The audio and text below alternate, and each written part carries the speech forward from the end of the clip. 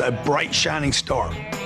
خب هدف آقای کاردون اینه که کمک کنه به این شخص تا بیشتر بفروشه. First, I need to see how they operate. دیگه الان نیاز دارم بدونم که چجوری کار میکنن. So how does the cast get built? We use that. که چجوری این قالبایی که برای حالا استخوان، دست، آرنج میسازید، میگه چجوری اینا رو میسازید؟ Digital image to یک تصویر دیجیتالی میگیریم create a exoskeleton for any body part that you want.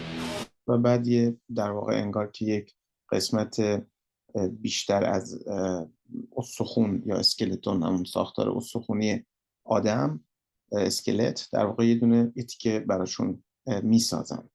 برای افرادی که دستشون شکسته یا حالا مسئله دارن اینا میتونن استفاده کنن. We 3D print whatever pieces you need. This is an elbow هر قسمتی که افراد نیاز دارن پرینت استفاده میکنن. cast. این در واقع یک قالب برای آرنج. So you can see it comes in pieces. That's for a تیکه تیکه هست. specific person. Yep. و این مال یک شخص خاصی هست، یعنی سفارش شخصی انجام دادن. This fits him to the millimeter. به اندازه میلیمتر، در حد میلیمتر فیت میشه برای اون شخص. Whoa. How do you get into 3D printing? I'm a chemical engineer. 5 years ago, I was running the mentoring program for kids in poverty, and then the kids would have domestic violence or substandard living conditions, and they would often have those old school plastic or fiberglass casts. در واقع داستانشو میگه که با بچه کوچیک کار میکرده، بعد از مشکلاتشون رو دیده که بعضیشون که حالا دستشون شکسته بوده یا حالا به هر حال یه سری قالب‌های پلاستیکی استفاده میکردن و اون قالب با دستشون آسیب میزده بهش، اینجا انگیزه پیدا میکنه که بتونه یه کارایی بکنه و خودش هم مهندس هست. So one of the little boys came in and he had worn his for a long time, so he ended up with permanent scarring on his arm. And so I was like, this is ridiculous. I need to do something. صرفاً بخاطر اینکه یکی از اون بچه‌ها دستی زخم شده بوده و این زخم شدن در واقع باعث همیشه موندگار شده بوده روی دستش، به خاطر اینکه همچین قالب بدی داشته. این میگه تصمیم گرفتم که این مشکل حل کنم. For these kids. So I made him a little plastic cast on the 3D printer and I said, take this to your doctor and ask him if you can wear this instead. میگه براش یه دونه با قالب سه‌بعدی و یه دونه پلاستیکی براش درست کردم، بهش گفتم برو پیش دکترت، بهش بگو که آیا میتونی اینو بپوشی یا نه. And the doctor called me and he goes, can you make me some more of these? دکتر به من زنگ زد و گفت میتونید بیشتری از اینا برای من درست کنی؟ And that's basically how this came to be. میگه این داستان در واقع خلق این بیزنسی که من الان دارم. Amazing, you know? So with the masks, we 3D print the person's face. میگه در واقع ما بحث ماسک رو که الان داریم انجام میدیم، در واقع صورت شخص رو پرینت سه‌بعدی میگیریم. And then we make a custom mask just اسکن سه‌بعدی میگیریم و بعد یه دونه ماسک شخصی سازی شده واسه اون شخص درست میکنیم. for them. What do these sell for? The mask itself? Yeah. $95. $95 پول این هست. What if I could get funding for 1,000,000 masks before we even made them? So حالا اینجا میگه که اگر ما در واقع سرمایه‌گذار پیدا کردیم که 1,000,000 ماسک رو بیاد سرمایه‌گذاری بکنه، $95 هر کدومشه، فکر کن $95 میلیون یکی بیاد سرمایه‌گذاری بکنه. یه همچین چیزی رو در واقع تو اون قسمت خودش گفت. حالا میخواد با این به این پیشنهاد بده. if I came to you today and said for $5,000 a month, $60,000 a year, I could double. میگه اگه یکی اومد امروز بهت گفتش که ماهی 5,000 تا بده، سالی 60,000 تا، ولی فروشت 2 برابر میکنم، Double your sales. Do all your marketing and social. همه مارکتینگ تو انجام بده، روی سوشال مدیا بعد انجام بده. What'd you say? میگه اگه این کارو یکی پیشنهاد اینجوری بده چی بهش میگی؟ ببینید که گران کاردون چجوری در واقع بحث خودش رو باز میکنه. Spent $0 on marketing. اینم بهش گفتش که من عددی که روی مارکتینگ دارم هزینه میکنم 0 و نمیخوام بیشتر سرمایه‌گذاری کنم. How do you scale this? I don't بهش گفت چجوری کارتو بزرگ میکنی؟ اونم بهش گفتش که نمیخوام بزرگش کنم. want to scale it. I don't want to bring in You don't here want to mass because manufacturing. This is your passion, or? Yeah, it's not my gig. So we will continue to, do the casts and the splints, the immobilization devices that are amazing. We have a contract with Children's Hospital. میگه که ما برنامه اینه که همین در واقع قالب‌ها رو اینجا درست کنیم. یه سری قرارداد با سری بیمارستان داریم. Colorado and a bunch of major hospitals all over the country. As far as scaling the mass manufacturing, that's for somebody else. Then میگه تولید انبوه این کار برای من نیست. I get a license to whoever I want. And then they can یا کسی پیدا شد خواست این کارو بکنه، من بهش مجوز میدم بره این کار انجام بده. در واقع میخواد کارش رو، اون تکنیک هاشو بفروشه و به افراد مجوز بده افراد برن تولید کنن. rebrand You're it. gonna get rich. She's got no use for me. Diana's گنگاردون بهش گفتش که تو در واقع ثروتمند خواهی شد و بعدش اینجا برای ما داره میگه که میگه این به هیچ درد من نمیخوره این بیزنس خانمه. business model does not include marketing to her consumers میگه که این بیزنس مدل تجاری به هیچ وجه مارکتینگ نداره. because she's planning to license her intellectual property to other business, but I don't know that she actually wants to make money.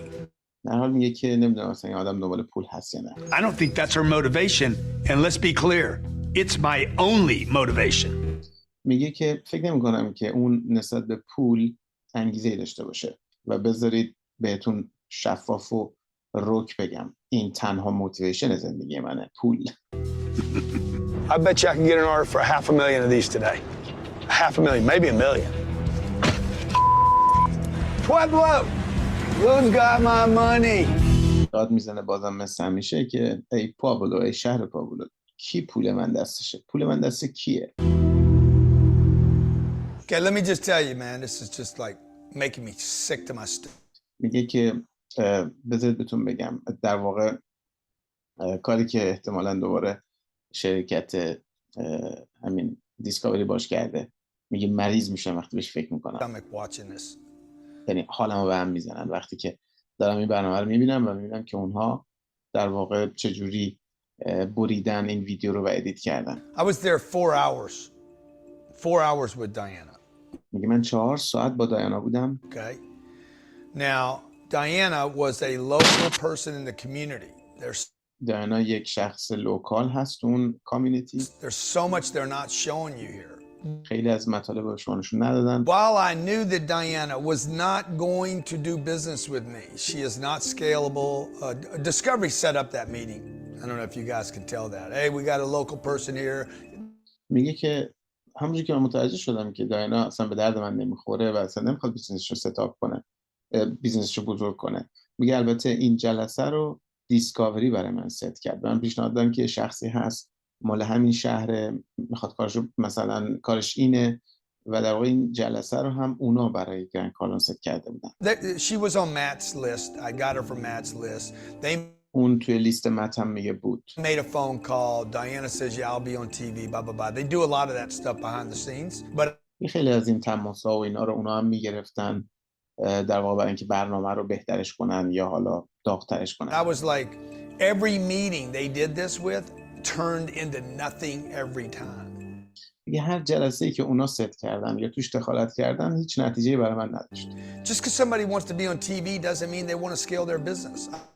میگه که صرفاً به خاطر اینکه یه نفری وقتی که صحبت کردن با اونها بعضیشون گفتن مثلا ما می‌خوایم تو مصاحبه رو توی تلویزیون نشون بدیم دیگه، اونا موافقت کرده بودن و اینجا گرند کارلون میگه حالا اگه یکی پیدا شد گفت من اوکی هم توی تلویزیون باشم به این معنی نیست که اون میخواد بیزنسش هم بزرگ بکنه. I made a comment right there at the end. I said money is the only reason I'm here. میگه من اونجا وقتی پیش دارن بودم بهش گفتم پول تنها دلیل بودن من اینجاست. She's running a business. She's not interested in making money. She's not میگه اون تجارت داره ولی اون نمیخواد پول به دست بیاره. interested in scaling her business. She said that to me. میگه اون گفت اینو. Had I known that, and I would have found that out in the opening call, because I would have asked more questions. If you go back and watch the phone call that I made to Diana, you can tell that it's actually not the phone call. The real phone call went like this. Hey, Diana, Grant Cardone. No. میگه اگر توی فیلم که به شما نشون داده شد به اون تماس تلفنی دقت کنید، در واقع اون تماس تلفنی واقعی ما نبود. تماس تلفنی واقعی ما جوری دیگه‌ای بود. Sorry, Lewis Curtis, Matt Smith introduced me to. یه تماس واقعی ما اینجوری بود که من تماس گرفتم گفتم من مثلا فلانی هستم، مت تو رو معرفی کرده. To you, said you're a legend in the town. گفتش که تو فوق‌العاده‌ای، افسانه‌ای تو این شهر. You got this great business. I got a marketing company I'm started. بیزنس قوی داری. من هم یک شرکت مارکتینگ I دارم. want to come out and talk to you about what I'm من میخوام بیام پیشت و با هم راجع به این صحبت بکنیم. doing for local businesses. She و در مورد کارهایی که من برای بیزنس‌های لوکال اینجا انجام میدم با شما صحبت کنم. said on that call, we're not doing any marketing. I'm like, همونجا اون به من گفتش که ما هیچ مارکتینگ انجام نمیدیم. I get it, but you'll know a lot of other people that can actually utilize my expertise. I'd like to just meet you. She's like, cool. When can you come out? I can خلاصه میگه من یه قراری باش گذاشتم و ولی اونم گفت که من اصلا هیچ مارکتینگ نمیخوام انجام بدم. come out today at noon. I could be there at noon. She's like, great. And then I said, would there be any reason, Diana, that you couldn't be there at noon? And she's like, no, I'll be here for sure. I'm marketing my schedule right now. That's قرار گذاشتیم با هم و قرار شد که مثلا فردا ظهر اونجا باشم. how that call really went down. They didn't catch it. They didn't get it. They had some kind of glitch on their cameras. So I had to redo. Go back and watch. میگه اونها نتونستن اینو بگیرن، این ویدیو بگیرن از این تماس من، حالا به هر دلیلی، و مجبور شدیم که دوباره من تماس بگیرم. Watch the call. Watch how different that is than what I just told you. I go out there, meet her, and I'm realizing as soon as I get there, the dog, the factory, a couple of workers, I'm like, this ain't a real business. They're not going to scale this deal. They're not going to blow up. What the hell am I doing here? میگه من رفتم اونجا و دیدم اونجا رو و گفتم اوکی اینجا اینا نمیخوان این بیزنس رو بزرگ کنن. مشخصه من اینجا چیکار میکنم اصلا. Later in another show, if they show it, again, I'm watching this with you for the first time. I'm seeing how much they didn't include, okay? میگه من هم مثل شما اولین باره که این شو رو میبینم. خیلی چیزا رو اونجا جا انداختن. Behind the scenes, Undercover Billionaire. There's meetings where Matt and I would walk into a meeting and literally within 30 seconds, guys, I'm out of here, I'm back. جلساتی رو ما برگزار کردیم که با مت من میرفتم و در از 30 ثانیه تصمیم میگرفتم و اون جلسه تک میکردم. And they're like, what just happened? The cameras all went there to shoot this one scene. And then as soon as I realized there was no money in the room, I'm like, I'm out of here, bounce. And everybody would get upset. میگه خیلی وقتا به خاطر اینکه میرفتیم توی میتینگ دیسکاوری با اون همه دوربین و اینا میمدن وسط و بعد من متوجه میشدم که اونجا دیگه پولی نیست یا پولی اصلا توی این معامله یا این اشخاص نیست. من از اونجا میمدم بیرون و همه ناراحت میشدن که چرا اینجا ما میتونستیم یه عالمه فیلم بگیریم، ویدیو بگیریم، چرا تمامش کردی؟ You should be ashamed of yourself. دوباره به دیسکاوری میگه که شما باید You had a chance to show America how it really works. خجالت بکشید از خودتون که این شانس رو از دست دادید که به آمریکا نشون بدید واقعا چجوری میشه. یعنی این پروسه رو واقعیتش رو نتونستید نشون بدید. And you blew it. And so I'm just telling you behind the scenes, okay? میگه من پشت صحنه رو دارم براتون میگم. Notice the positive affirmations that are all over my little apartment, okay? میگه که توی آپارتمان من اگر دقت بکنید تمام جوانات مثبت رو میتونید ببینید. I'll build a $10 million business. که مثلا یک بیزنس 10 میلیون دلار من میسازم. نحوه صحبتاش هم همینطور. در واقع همش اینا رو تکرار میکردم. توی آپارتمانم اینا بود، نوشته بودم این ور اون ور. It was all over. It was on the bathroom wall. It was on the توی دستشویی. mirrors. It was in the kitchen. I'm آینه توی آشپزخونه. cooking my own food every day. Why am I cooking my own food?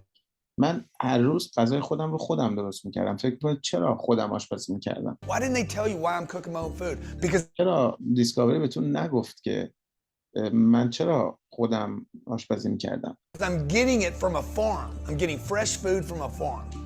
I had a meeting at a farm. I actually got this guy to agree to give me some of this free leftover slop, going bad vegetables, and I'd bring them home and I'd actually cook those vegetables for my. میگه که توی مزرعه من جلسه داشتم و اونجا یه سری مواد اولیه گرفته بودم و اومدم خونه و خودم اونا رو درست کردم. Cold calls. You know how many cold calls I made while I was. راجع به تماسای کولد، تماسای سردی که میگه من با بازار سرد گرفتم. میدونید چقدر من تماس داشتم؟ In Pueblo, hundreds of them. صدها تماس. Hundreds and hundreds. Where did I get the names from? میگه اون اسم از کجا فکر میکنید پیدا کردم که زنگ بزنم؟ I got the names from Matt. They didn't از مت اینا رو گرفتم و اونا به شما نشون ندادن اینا. show you that.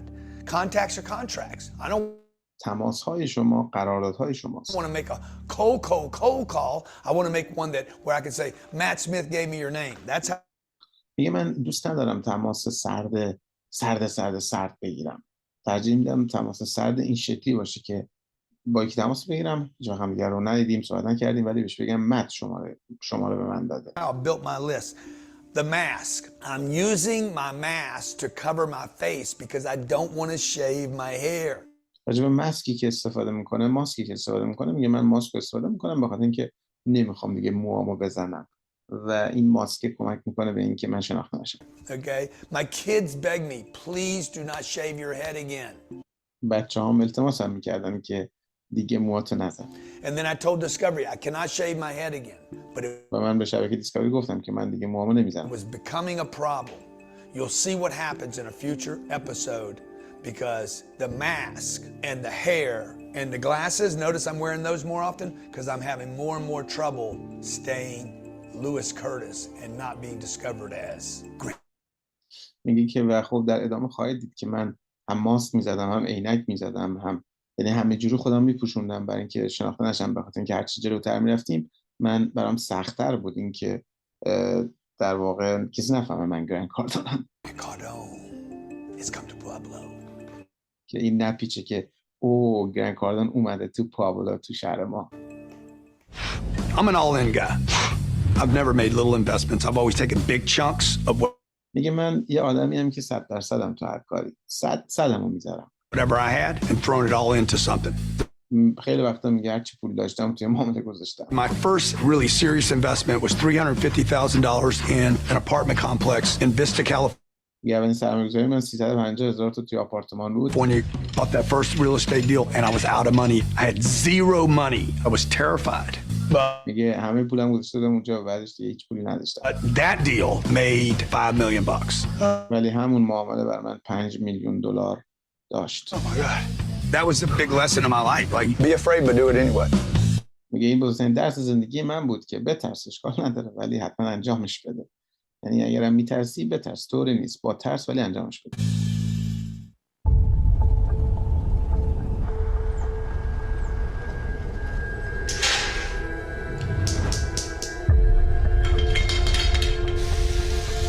My game is way off today.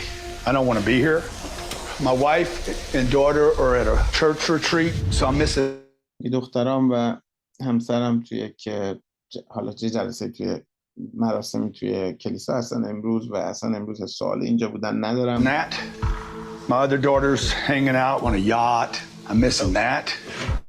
میگه که اون یکی دخترم هم توی چیز هست، توی یک کشتی اونجا هستن، توی کشتی هستن.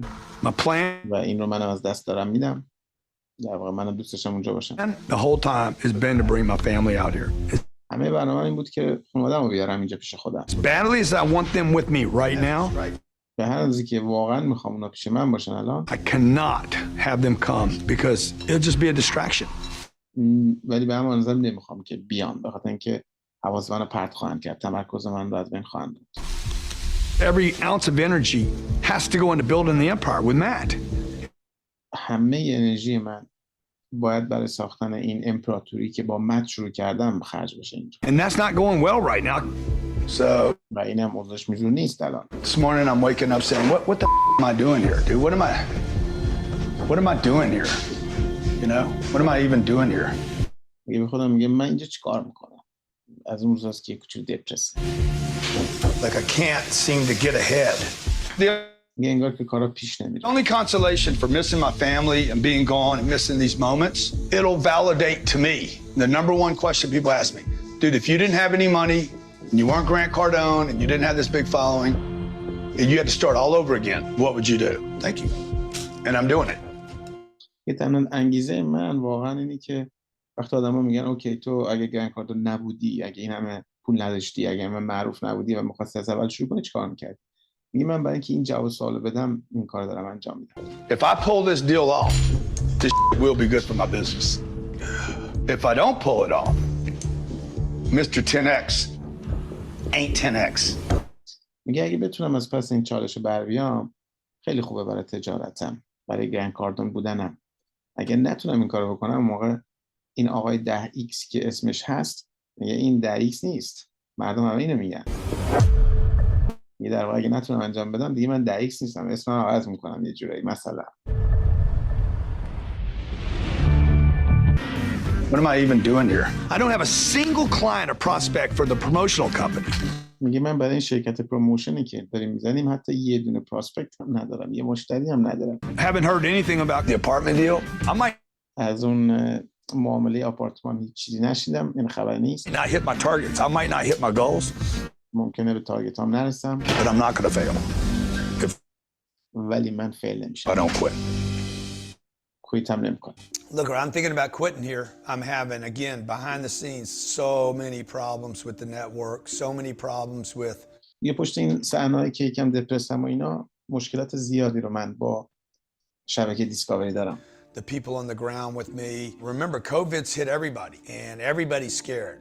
Okay, people are دقت کنید که شرایط کرونا هست، همه ترسیدند. separated from their families. They can't get home. People are getting sick. Hospitals are loaded up. Like شرایط اون زمان خب بیمارستانا پره، آدما تو استرسن، there's a lot of bad news in the world. اخبار بد زیاده توی دنیا. The angst with the people on the ground with me, and the angst back at Discovery headquarters, and then me being this free willy, rebellious kind of, guy. We're clashing all the time. So I'm میگه به هر حال اونا مجبورن قوانین رو رعایت کنن، منم یه آدمیم که انگار ضد چارچوبم. خب ما با هم هر روز دعوامون میشه. waking up on day 33 saying, dude, I'm done. I'm روز 33 از خواب بلند شدم گفتم ببین من دیگه نیستم. out of here. I don't want to keep doing this. I'm tired of eating in Pueblo. من خستم از اینکه تو این شهر دارم غذا میخورم. I have no money. I have no contacts. پول ندارم، ارتباطات ندارم. I got a couple of things working, but nothing's coming together. یه سری اتفاقا داره میفته ولی اونجوری که میخوام نیست. My wife and kids are off doing other stuff. I'm not with them. I'm خانواده‌ام دارن یه جای دیگه ان، من باشون نیستم. 64 years old. I don't need to do this. This is من 64 سالمه، مجبور نیستم این کار انجام بدم. ridiculous. I'm also concerned because I'm like, if this don't work out, this is going to be egg on my face. This از طرفی هم میگم خب اگه این جواب نده و اینجوری رواج کنم خب این بد میشه برای سابقه من. scene opened with a squirrel opening up this, I don't know what fruit that was, but that's how I kind of feel, like I'm a squirrel trying to get a nut. And I'm running out of time. 1/3, I thought I would be out of Pueblo in 30 days with $1 million bag. میگه که من بیشتر فکر میکردم در واقع یعنی پیش بینی خودم این بود که من توی 1/3 اون بازه تو 30 روز با $1 میلیون از اینجا میام بیرون. Here 33 days, I have 0 prospect. من 33 روز الان اینجام و هیچی پراسپکت ندارم. I'm truly getting scared. من واقعا شروع شده بود برام بترسم دیگه. And you can see the way I'm operating. What I don't know that's going on is Discovery at corporate headquarters in Los Angeles has decided to shoot this show a different way. میگه خب من در واقع شرط من بود، اما چیزی که نمیدونم تو اون زمان اینه که دیسکاوری این شبکه تصمیم گرفته که این شو رو به شکل متفاوتی ادامه بده یا برنامه رو عوض کرده. Where there's going to be 3 entrepreneurs and they're going to cut back and forth to all 3 of us. But they're not telling me that. The producer knows it. Discovery knows it. I'm talking to these people every day.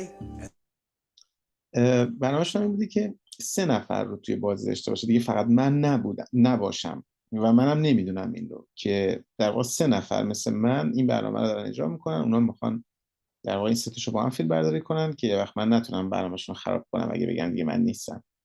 They're not telling me this. And that's why I'm feeling this angst and these problems, because they're behind the scenes. They got this other agenda that they're running this scam on me. Shame on you.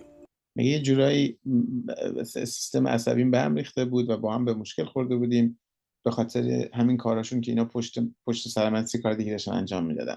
اینجا دوباره بهشون میگه که خجالت بکشید از خودتون با این کاراتون. They're running this scam, okay? They're not. یه جورایی میگه اسکم کردن منو، کلا سرم گذاشتن، مثلا اینجوری گولم زده بودن، با 2 نفر دیگه هم داشتن برنامه داشتن بدون که من بدونم، به منم نگفتن. Telling me I'm detecting it and picking it up, okay? And I'm unhappy and I want to quit, okay? میگه به من این رو حس کرده بودم یه جورایی و دیگه میخواستم کویت کنم. Because the fight on the ground is terrible. به خاطر اینکه دیگه خیلی مشاجره داشتیم. People have asked me, hey, what was your experience like going to Pueblo? This was the single worst experience of my lifetime. میگه که آدما وقتی ازم میپرسن که این تجربه پوابلو، این برنامه‌ای که اونجا داشتی چجوری بود، میگه که این بدترین تجربه زندگیم بود. And it was a cool deal too, by the way. Would I do it? و البته میگه که یک قرارداد خوبی هم بود، البته اینم باید بگم، یعنی یک معامله خوبی بود. It again? Probably not. یه دوباره انجامش میدم این کارو؟ شاید نه. Would I recommend you do it? Never. به شما پیشنهاد میدم آیا انجام بدید؟ به هیچ وجه.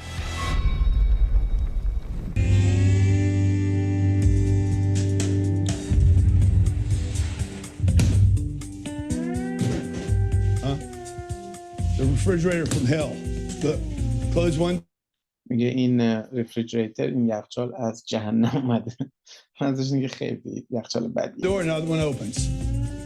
یه در بالکن میزنه اون باز میشه. Stupid. Score. I don't have a score. I have two goals right now. Number one, I want to land clients for the promo company. I need to get the paper to pay my bills. Number two, I want to get the deal done on the apartment building.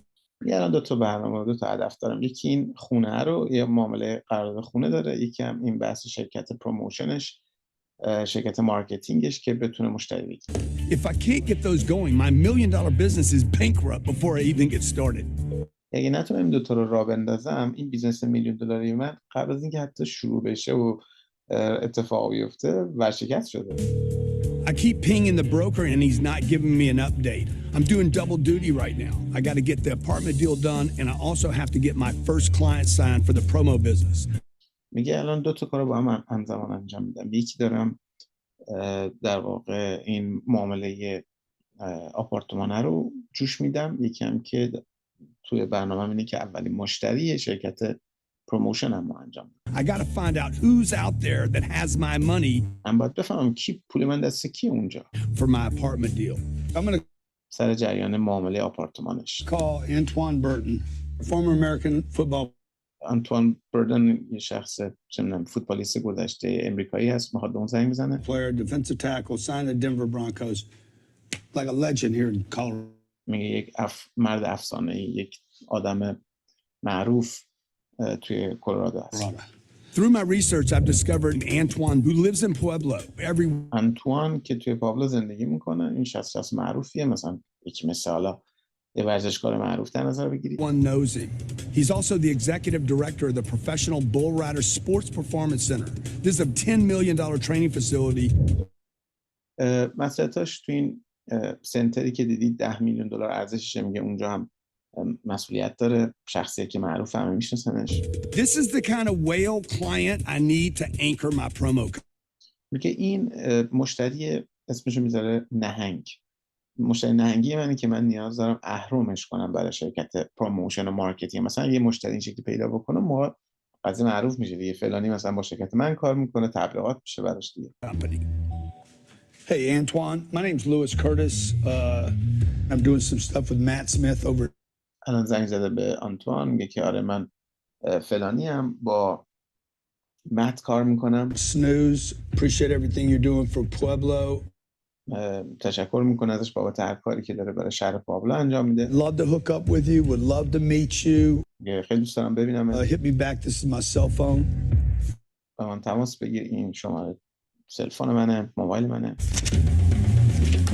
I know I'm going to have to make about 100 meetings to get 10 clients. Life میگه من میدونم که باید 100 تا جلسه بذارم تا 10 تا مشتری بگیرم. is a numbers game and it's tough. میگه زندگی یک بازی عدده و سخت هم هست. Most people are not willing to do the work I am. میگه که خیلی از آدما حاضر نیستن این کار انجام بدن یا کاری که باید انجام بدن رو انجام بدن، ولی من هستم، من انجام میدم. How many calls can I make? How many people can I get in front of? Remember, contact will become a contract. میگه هر چند تا نیاز باشه من باشون صحبت میکنم، جلسه میذارم، به خاطر اینکه یاد باشه کانتکت های شما قراردادهای شماست، کانتکت های شما کانترکت های شماست، تماس های شما قراردادهای شماست. But you need a lot of contacts. Watch me set hooks. شما تعداد زیادی در واقع کانتکت و اینا نیاز دارید. Hey Jeff, my name's Louis Curtis. Hey Crystal, my name's Louis Curtis. Hey Margaret, my name's Louis Curtis. I'm starting a marketing company here in Pueblo. I'd like to come by and introduce myself and just meet you. I've been doing some stuff with Ryan Zabukovic. Matt Smith said I needed to meet you.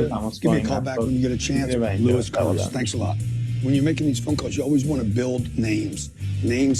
میگی تو این تماسایی که میگیرید حواستون باشه، شما همیشه باید در واقع سعی کنید اسم‌هایی که آشنا هستن، معروف هستن، کسایی که میشناسید برای اعتبار خودتون از این استفاده کنید، کاری که خودش هم داره میکنه. Gives you credibility. So look, just a little while ago I didn't know any of these people.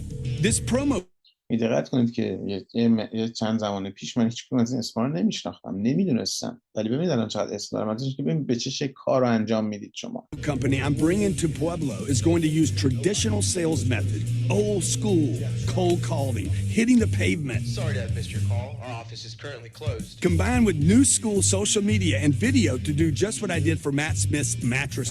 میگه برنامه پروموشن من این شکله که یه سری روش‌های قدیمی به اضافه یه سری روش‌هایی که رو سوشال مدیا امروز جدید هست، اینا رو همه رو ترکیب می‌کنیم، مثلا برای شرکت خدمات مارکتینگ ایجاد می‌کنیم. این میشه برنامه‌ای که داره. Me and you are going to be best friends for life. I guarantee it. Call me back. اینجا تماس گرفته وایس گذاشت که من و تو بهترین دوستای زندگی خواهیم بود.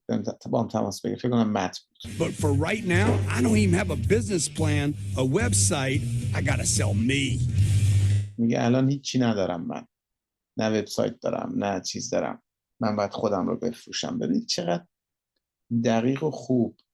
معمولا آدما بهشون میگه این کارو بکن، میگه این نیست. میگه خب اون کارو بکن، میگه مثلا PDF نداره، ویدیو نداره، کتاب نداره، کاتالوگ نداره، هر دفعه چیزی میخوان. ولی ببینیم که گرند کاردون میگه که من الان نیاز به اینا ندارم، من الان باید خودم رو بفروشم. میگه من الان باید برم صحبت بکنم و ایدمو بدم. در صورتی که اکثر آدما دنبال یه چیزی هستن که بردارن برن اونو بدن. Is Antoine, guys. میگه آنتوان زنگ زده، همون فوتبالیسته. Lewis. Hey, Lewis, Antoine, Burton. Man, big fan. میگه من بیگ فن، میگه من از اون طرفداراتم. I'll take it. What's your business? I do a really aggressive kind of traditional marketing for companies.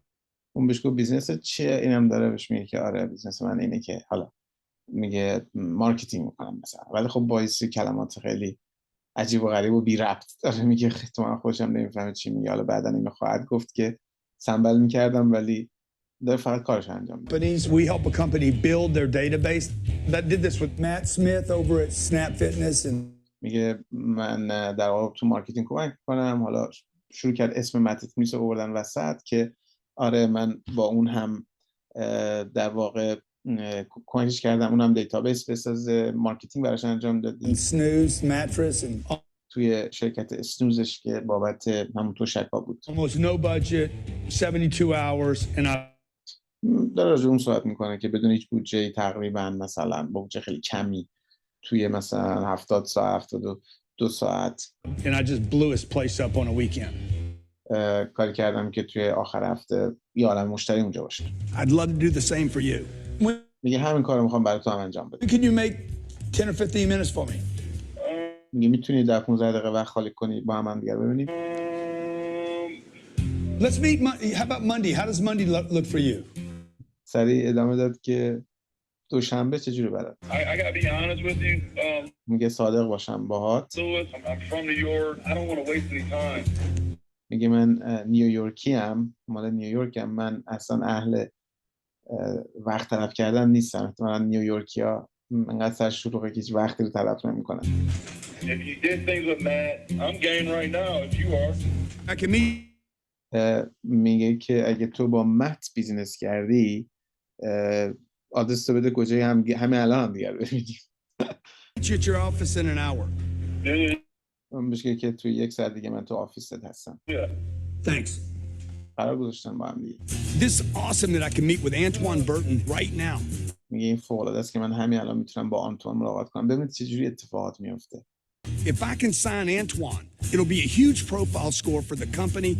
میگه اگه بتونم قرارداد با آنتوان ببندم، یک نکته خیلی مثبتی برای شرکت پروموشن است که می‌خوایم انجام بدیم. Excited. Hey, let me tell you what's really going on here, okay? First میگه بذارید بهتون بگم واقعا اینجا چه اتفاقی داشت میافتاد. of all, if you go back to that opening scene, you're going to see a coffee cup behind me. That's a Starbucks cup. Now, how did that get into the... میگه اون تو این صحنه اون استارباکس پشت دست راستش یه دونه از این ظرف‌های استارباکس هست. میگه به نظرتون چجوری اون ظرف کافی استارباکس اونجاست؟ بخاطر اینکه اون استارباکس که نرفته یا حالا من پول ازش دیگه تو این صحنه اینجا چیکار میکنه؟ place. Okay, well, I'll tell you what I did. One یه بذار بهتون بگم من چیکار کردم. morning, I went to the crew. Okay, they get there really early. I'm talking about the sun's breaking. They've already been out there an hour. As much as I rag on these guys, I mean, they work their ass off. And میگه که یه روز صبح رفتم پیش این پرسنل دیسکاوری صبح خیلی زود.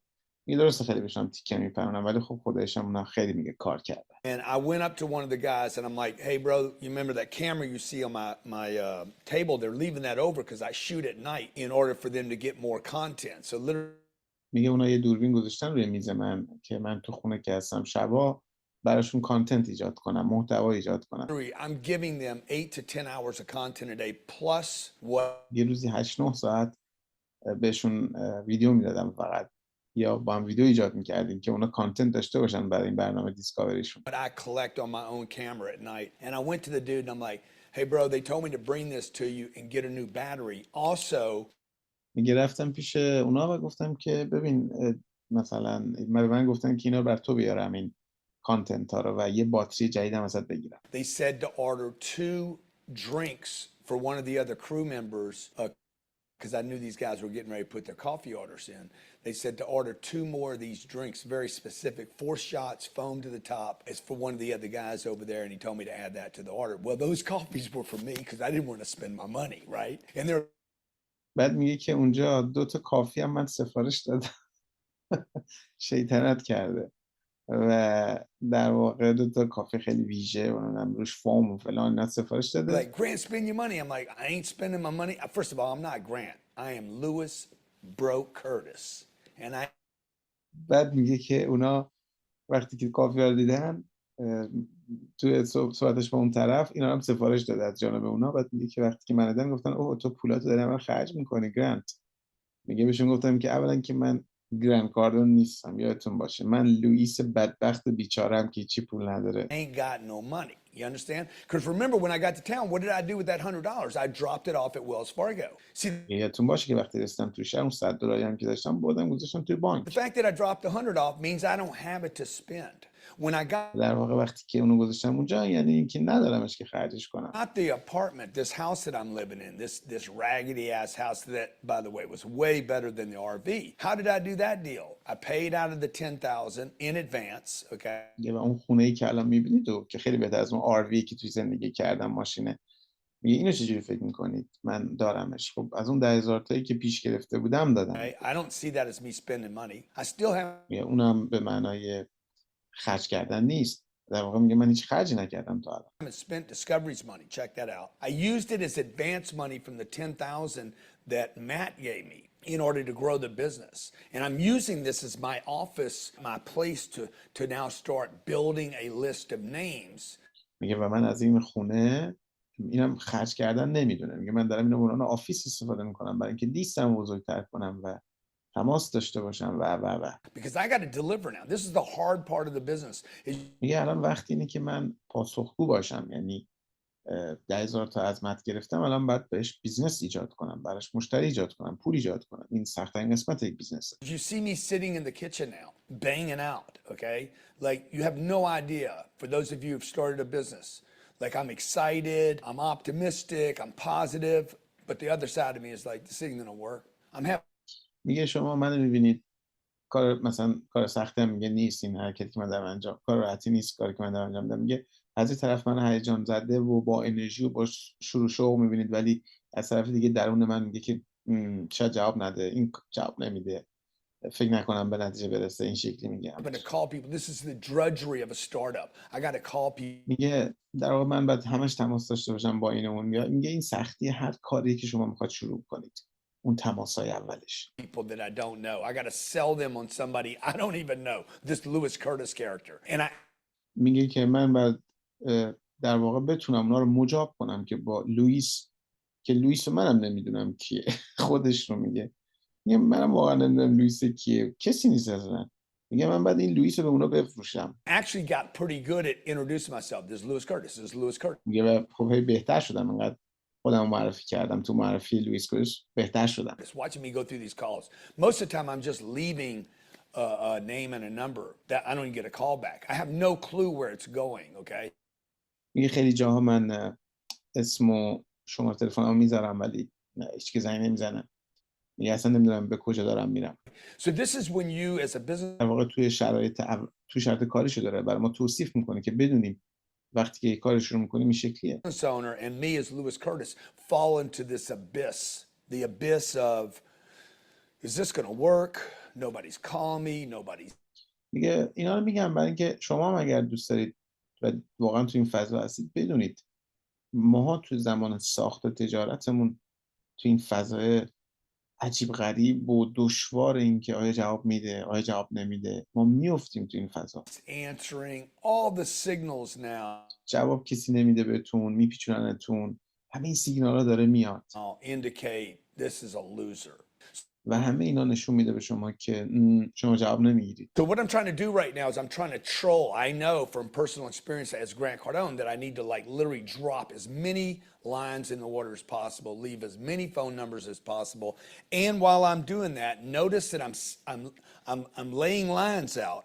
I'm dropping names when I can. Hey, Matt میگه و من به عنوان گرند کاردون میدونم که باید از این منطقه رد شم و هر چقدر که میتونم تماس داشته باشم صحبت کنم تو تماسام هم هر چقدر که میتونم از این اسمایی که میشناسم استفاده کنم. به عنوان مثلا اگر من دارم با یه لیدری صحبت میکنم شاید مثلا اسم یه سری افراد موفق تو اون زمینه رو بیارم و بگم اوکی من با این آدم دارم کار میکنم این تجربه رو داریم و اون فردم در واقع اینو میشناسه و این به این ترتیب شما میتونید خودتون رو با سرعت بیشتری توی معاملاتتون ببرید جلو. told me to call you. Zabukovic told me to call you. I'm فلانی گفت به شما تماس بگیرم. dropping names to edify myself. میگه اسمهایی رو از این آدمای معروف که کسانی که حالا دورو هم نمیگه دیگه مت نمیدونم اون یکی دیگه که باش کار انجام داده آنتوان همه اینایی که حالا هستن اینا هم اسما رو توی مکالماتش میاره که بتونه خودش رو ادیفای کنه بگه من جایگاهم اینه. And create credibility where I have none. You understand? میگه برای منی که لوئیس کوردیسی که هیچ اعتباری نداره این شکلی اعتبار ایجاد میکنه. And I have no credibility. Lewis برای شما توی بیزنستون و ما توی بیزنسمون وقتی که میخوایم با افراد صحبت بکنیم میتونیم از اینها استفاده کنیم. شرکتمون اگر جای خاصی رو داره باشون قرارداد میبنده اسامی خاصی مثلا میتونیم از اونها به عنوان کسانی که توی دایره کاریمون هستن استفاده کنیم. البته دروغ نباید بگیم ولی این در واقع یک باید زیرکانه این کارو بکنیم. Curtis simply does not exist in the universe. And the reason I did this show is I wanted to prove to you that you don't need a name, you don't need money. دلیل اینکه من این شو رو انجام دادم این بود که به شما ثابت کنم که شما نه به اسم نیاز دارید. ببینید دیگه لوئیس کوردیس هم وجود خارجی نداره میگه. دیگه از این بی اسم‌تر و بی هویت‌تر که دیگه نیست. و میگه به پول نیاز ندارید. You don't need social media, but شما سوشال میدیا نیاز ندارید. you do need a strategy.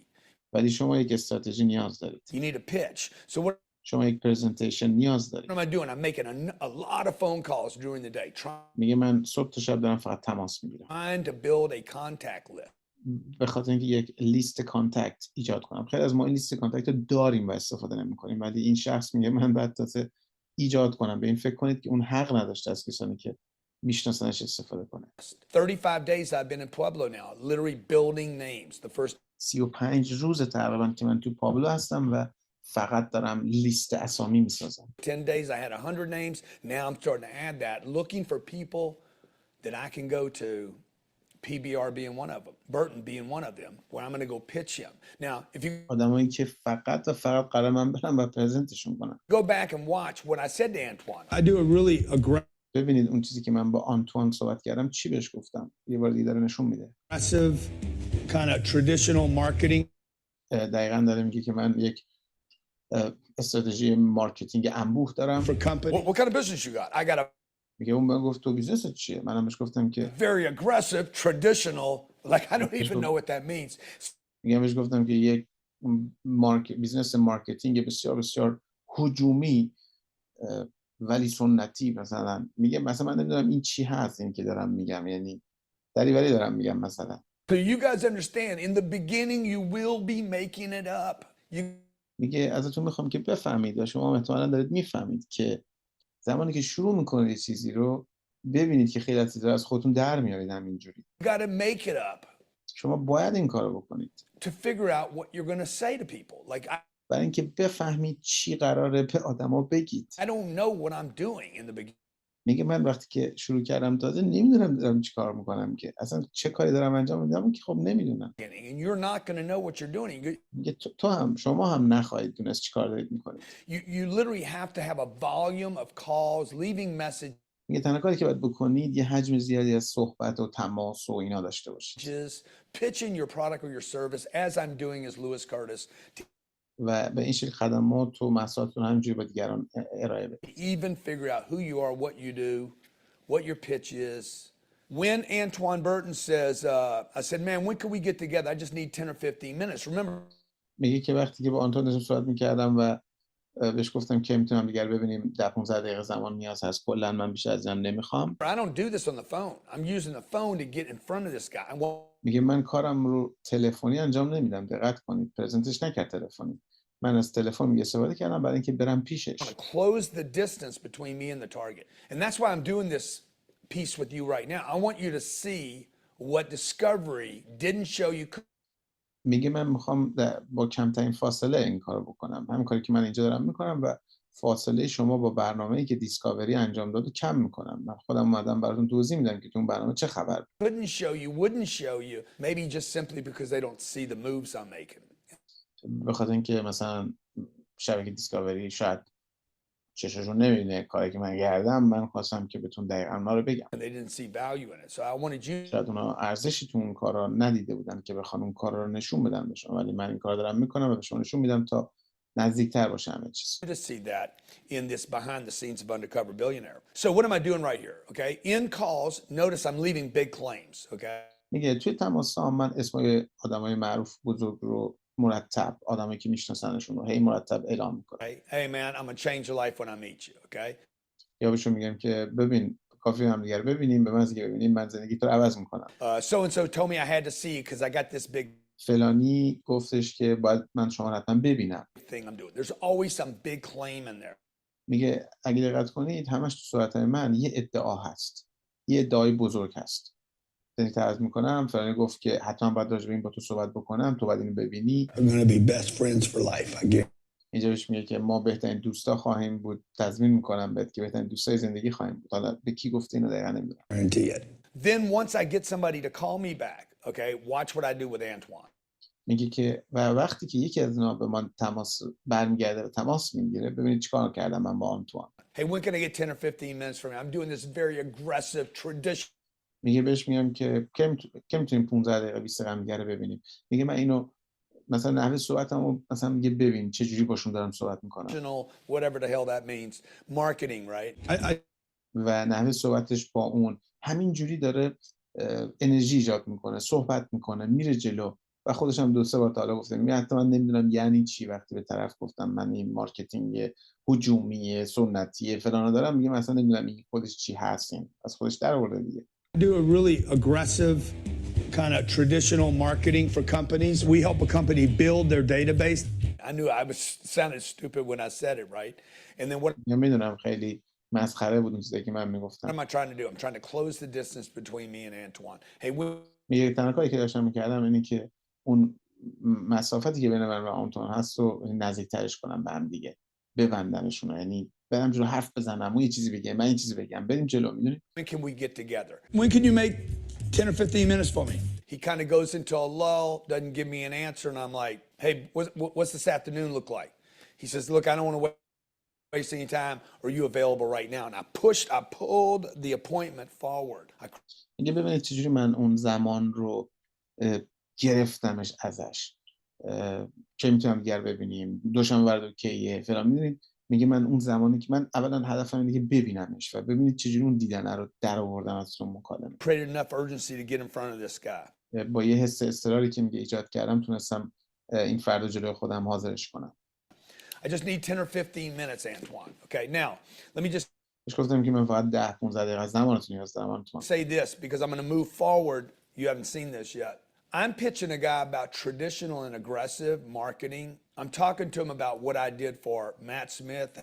دقت کنید که من با آنتوان چیا گفتم. یک راجع به یک مارکتینگ هجومی سنتی صحبت کردم، دیگه گفتم که اوکی من دوست مت هستم. Hey man, he spent no money and I got him $80,000 میگه که بهش گفتم، در واقع بهش تعریف کردم که مت پولی خرج نکرد و اون تونست $70,000 فروش داشته باشه. back. You understand that what I'm telling Antoine Burton, I have absolutely no idea that will help him, benefit him. میگه میبینید که تمام حرفایی که دارم میزنم به آنتوان اصلا هیچ ایده ندارم و نمیدونم که اصلا به درد آنتوان میخوره نمیخوره. Support him or even be something that he wants.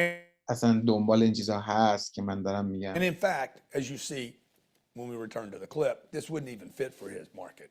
میگه و همینطوری که شما تو این ویدیو خواهید دید و احتمالاً دیدید، حتی این چیزایی که من انجام میدم به درد اونم نمیخورد. Okay, like what he does at his company, not only would he not use it, but he's not even the decision maker in the company for that. میگه نه تنها کاری که من دارم ارائه میدم به درد اون نمیخوره، که اون حتی تصمیم گیری این تو اون شرکتی که کار میکنه مسئول تصمیم گیری هم نیست که اون بیاد بگه اوکی میخوام مثلا تو بیا این خدمات رو. اصلا من دارم با کسی دارم صحبت میکنم که نه این چیزا به دردش میخوره نه مسئول تصمیم گیری.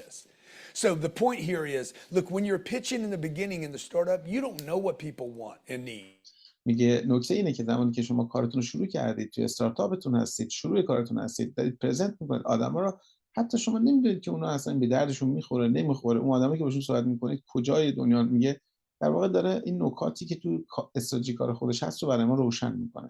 And on this phone call, that is not the place where I'm going to ask you what you want and need. I need to meet people right now. I need to build my list.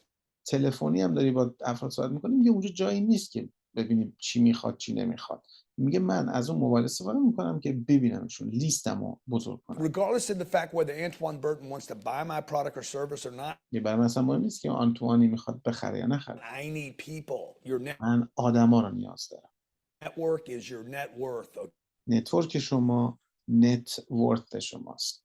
به اندازه شما سرمایه و ثروت دارید که نتورک دارید، دامنه ارتباطات دارید. Okay, your net worth, your ability to go into a marketplace in Pueblo and be connected, believable and میگه توانایی شما و این قدرت شما در اینکه توی پابلو تو اون شهر اینور اونور برید و با آدم ارتباط داشته باشید و شما رو بشناسن، شما اونا رو بشناسید، این میشه اون چیزی که در واقع دنبالش. hook up with the right people means every person that you can put together that's in business, that's qualified, that's doing great things is going to get you a little closer to the thing. میگه وقتی با این آدما تماس میگیرید و این آدمایی که موفقن ارتباط سازی میکنید، از این به اون از اون به اون، هر کدوم یه کوچولو به تو کمک میکنن تا برسید به اون چیزی که شما میخواید. My goal is to build a $10 million business in 90 days. هدف من ساختن بیزنس $10 میلیون توی 90 روز. I got COVID in my face. کرونا اونجا یهو پیش اومده. Been sick. Nothing's working out. My apartment deal's falling apart. معامله آپارتمان من داره خراب میشه، مریض شدم. Okay, I got 10 grand from one of the most respected 10,000 تا از یک انسان بسیار محترم پیش گرفتم. guys in town, but I got to deliver on the 10K and right now و من باید نسبت به اون 10,000 تا گرفتم براش خدمات بدم. I got no clue. و الان هیچ ایده ای ندارم که چه غلطی میخوام بکنم. Neither will you. Okay, let's go. شما هم همینطور هیچی نمیدونید. بریم به مرحله بعد. در واقع این ویدیو رو اینجا تمام میکنیم و یه 2-3 دقیقه بیشتر من تو این ویدیو ترجمه کردم.